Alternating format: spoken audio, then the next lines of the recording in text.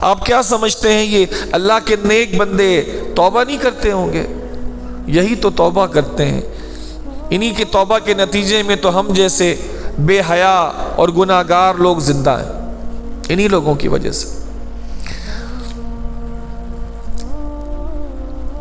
خانہ کعبہ کے سامنے چلچلاتی دھوپ تھی، چلچلاتی دھوپ، اور خانہ کعبہ کا حال یہ نہیں تھا جو ابھی ہے۔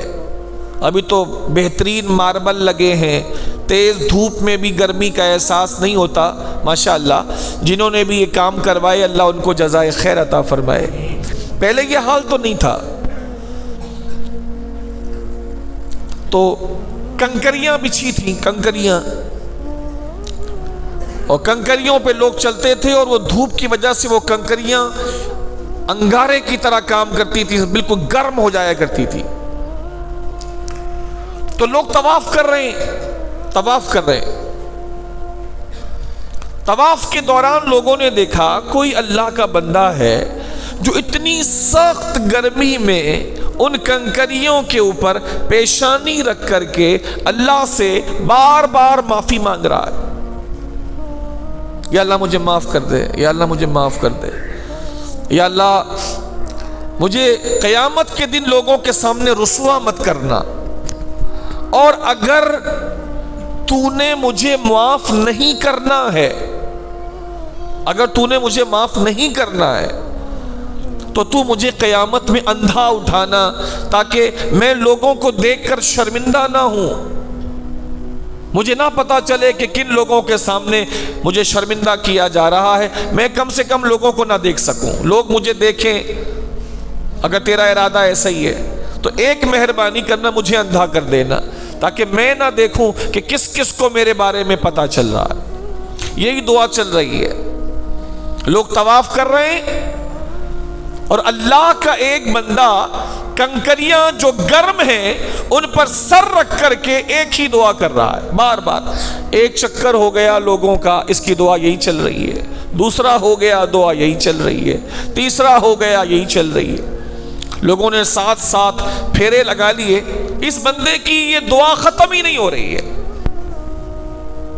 ختم ہی نہیں ہو رہی ہے۔ طواف سے فارغ ہونے کے بعد کسی نے اس بندے کو مخاطب کر کے کہا کہ اللہ کے بندے تو ہے کون؟ ہمارے طواف کے 7 پھیرے پورے ہو گئے اور اب تک تو نے سجدے سے سر ہی نہیں اٹھایا، آخر ایسا کیا گناہ تو نے کیا ہے کہ اللہ کے گھر میں آ کے تو ایک ہی دعا بار بار کر رہا ہے، مجھے رسوا نہ کرنا، اے اللہ مجھے معاف کر دے، مجھے لوگوں کے سامنے رسوا نہ کرنا میدان قیامت میں، اگر تو رسوا کرنا چاہتا ہے تو مجھے اندھا کر کے اٹھانا، تو ہے کون؟ گناہ کیا کیا ہے تو نے؟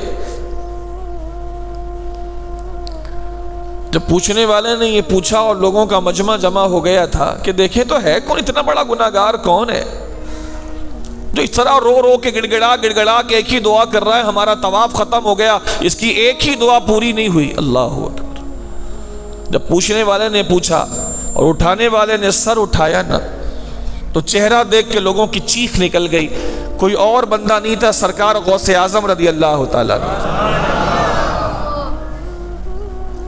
سیدی غوث اعظم رضی اللہ تعالیٰ، جن کی بخشش سے ہم جیسے گناہگار اور کمینے بخشے جائیں گے۔ اس اللہ کے بندے کا اللہ کے خوف سے یہ حال ہے۔ ہم نہیں مانگتے نا توبہ، اللہ کے ہر نبی نے اللہ سے توبہ مانگی۔